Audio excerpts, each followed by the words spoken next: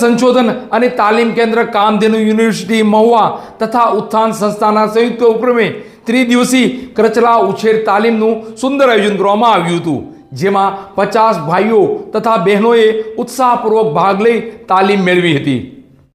મત્સ્ય સંશોધન અને તાલીમ કેન્દ્ર કામધેનુ યુનિવર્સિટી મહુવા તથા ઉત્થાન સંસ્થાના સંયુક્ત ઉપક્રમે ત્રિદિવસીય કરચલા ઉછેર તાલીમનું આયોજન કરવામાં આવ્યું હતું, જેમાં ઉત્સાહભેર 50 ભાઈઓ તથા બહેનો તાલીમાર્થીઓએ તાલીમ મેળવી હતી.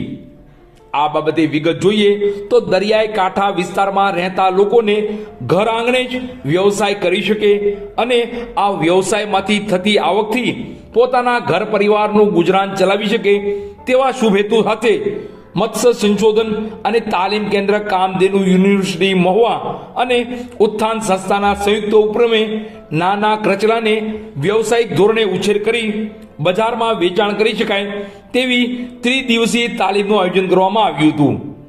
આ તાલીમ ફિશરીઝ સંશોધન અને તાલીમ કેન્દ્ર ઓફિસ બિલ્ડિંગ મહુવાના તાલીમ હોલ ખાતે યોજવામાં આવી હતી.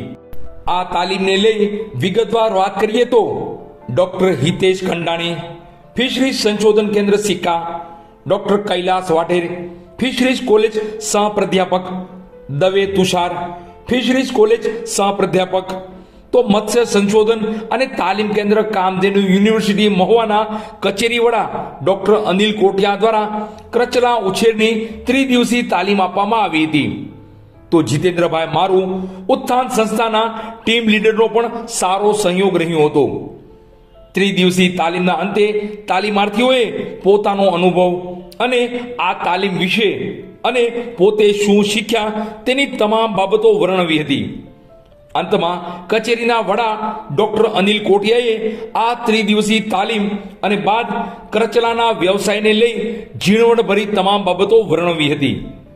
બાદ દરેક તાલીમાર્થીઓને સર્ટિફિકેટ આપવામાં આવ્યા હતા. તો આ ત્રિદિવસીય તાલીમ અને તેના વ્યવસાયને લઈ કચેરીના વડા ડોક્ટર અનિલ કોટિયા શું કહે છે તે જોઈએ.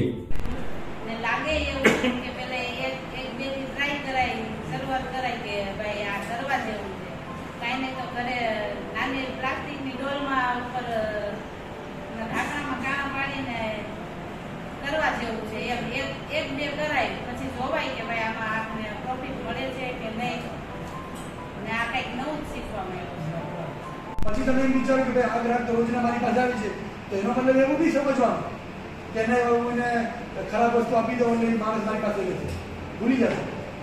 એના બીજા દિવસે બંધ થઈ જાય. વિશ્વાસ પેદા કરતા શીખો. ધંધામાં સૌથી મૂળભૂત વસ્તુ જે છે ટોપ ઉપર છે ને શિખર ઉપર છે તો એ છે વિશ્વાસ. આજે દુનિયા પોતે વિશ્વાસ ઉપર ટકી છે, તમને ખબર છે. તમારા બેના વચ્ચે પતિ પત્નીના વચ્ચે રિલેશનશીપ વિશ્વાસ ઉપર જ છે. જ્યાં વિશ્વાસ તૂટ્યો ત્યાં બધું નાશ, પતિ પૂરું થઈ ગયું. આપણે કોઈ પૂરું નથી કરવાનું, આપણે એનાથી આગળ વધવાનું. એના માટે આપણે મહેનત, પરિશ્રમ, આ બે મુદ્દા એવા છે કે જ્યાં તમારે હંમેશા પરિશ્રમ તમારા સાથે જ આવશે. જ્યાં તમે પરિશ્રમના આરસ જો આવી ગઈ તમારા શરીરમાં ત્યાં તમારો ધંધો ચોપટ થઈ જશે. બીજું, હંમેશા મોનોપોલી બનાવતા શીખો. કોઈ પણ ધંધાને મોનોપોલી, કોઈ પણ વસ્તુ. એવા કેમિકલો પણ છે કે જે માછલીની ડૂબારી રીતે મૂકો એટલે માછલીની સાઈન જે ઉપરની ચમક છે ને સરસ આવે. એ તમને ખબર નથી, મને તમે કેમિકલમાં લાવવા માંગતા નથી. તો એ જે તમે કરીને માર્કેટમાં મૂકો એટલે તમારી માછલી ખરાબ પણ હશે ને તો દેખાતી કેવી સારી, પણ જે માણસ ખાશે એને તો ખબર પડી જશે કે આ માછલી મને ખરાબ આપવા માંગી. પણ આપણે એવું કરવાનું નથી. કેમિકલ દુનિયામાં ઘણા વેચાય છે, આપણે કોઈ કેમિકલમાં પડવાનું થતું નથી. વિજ્ઞાન બહુ આગળ વધી ગયું છે, પણ આપણે કોઈના સાથે છેતરપિંડી નથી કરવાનું. આપણે માત્ર એટલું જ કરવાનું છે કે જે સારી વસ્તુ છે એનો સારો ભાવ લેવાનો, ખરાબ વસ્તુ છે એનો નિકાલ કરવાનો. એટલે જો ખરાબ વસ્તુ તમે વચ્ચે લાવશો તો એ ખરાબના તમારું મન ડગશે કે ચાલો ખરાબ ભાઈ વધારે આવી ગયા છે તો આ ખરાબ વસ્તુ સારામાં વેચી નાખો. એ મન ડગશે તમારું. લાલચ છે વસ્તુ બહુ ખરાબ છે. આપણે ધંધા ન કરવાનો, વ્યવસાય બહુ દિલથી કરવાનું, વિશ્વાસથી કરવાનું, સામેવાળાને કોઈ તકલીફ ના પડે. એ જ આપણો મૂળભૂત એક આપણો જે એકમ છે ને જે વિશ્વાસ એ જ રાખવાનું છે. આપણે ગ્રાહક હંમેશા ભગવાન કહેવા મળે છે. અને ગ્રાહક જો કોઈ પણ દુનિયાના ખૂણેથી તમારી પાસે આવતા હોય તો એ વિશ્વાસ તમને લઈ આવે એમને તમારા વિશ્વાસ તમને લઈ આવે છે, એમને લઈ આવે છે. એ તમારી પાસે જ રૂપિયા આપવા માટે આવે છે, બીજા બાજુમાંથી ત્યાંની છે. કેમ કે ડિમાન્ડ એન્ડ સપ્લાય બે વસ્તુ એવી છે. જો વધારે તમે માલ પછી તમારા ધંધા આપણે તત્પરમાં માલ બહુ અદરક આવી જશે તો માર્કેટમાં ભાવ ઉતરી જશે. એ તમે જોયું જ છે. હવે માલ દરિયામાં કંઈ નથી તો ભાવ વધી જાય તો તમને વેચાણ કરતા હોય.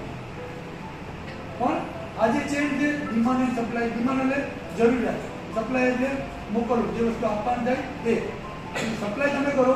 એની જો ઓછી અછત હોય, ફોર એક્ઝામ્પલ આ બેનને આગળ સારા એવા પાલવા હોય, ઈંડીવાળા પાલવા હોય મને, તો ઈંડીવાળા પાલવાના અત્યારે ભરૂચમાં જો ખાલી 100 રૂપિયા વેચાય છે, ખાલી માત્ર 100 રૂપિયા. તમે એવું વિચાર્યું કે ચાલો ભરૂચમાં જઈ ને આપણે એક ટ્રોલી આખી ટ્રેક્ટરની સોરી એક જીપ આપણે પાલવા ભરી ને 500 રૂપિયા 100 રૂપિયા નહીં એટલે 500 એટલે 5000 આપણે પાલવા લઈ આવીએ. એ બહુ ડિમાન્ડ છે પાલવાની. હવે અહીંયા લઈ આવે ને 150 રૂપિયા વેચો, 50 રૂપિયાનો ગાળો છે, 500 ના કેટલા રૂપિયા થાય? એવું ક્યારે વિચાર્યું હોય? સમાચારમાં જ આવે છે. હું નથી કહેતો, સમાચાર આવે. પણ એના માટે હંમેશા જાગૃત રહેવું. માર્કેટને ઝડપતા શીખો. જે જગ્યા પર જે વસ્તુ છે ને જેની કોઈ કિંમત નથી એને ઝડપી આપણા ગ્રાહક સુધી કઈ રીતે પહોંચાડવું, આ બધી વસ્તુ તત્વો કહેવાય. કુદરત તમને તક આપે.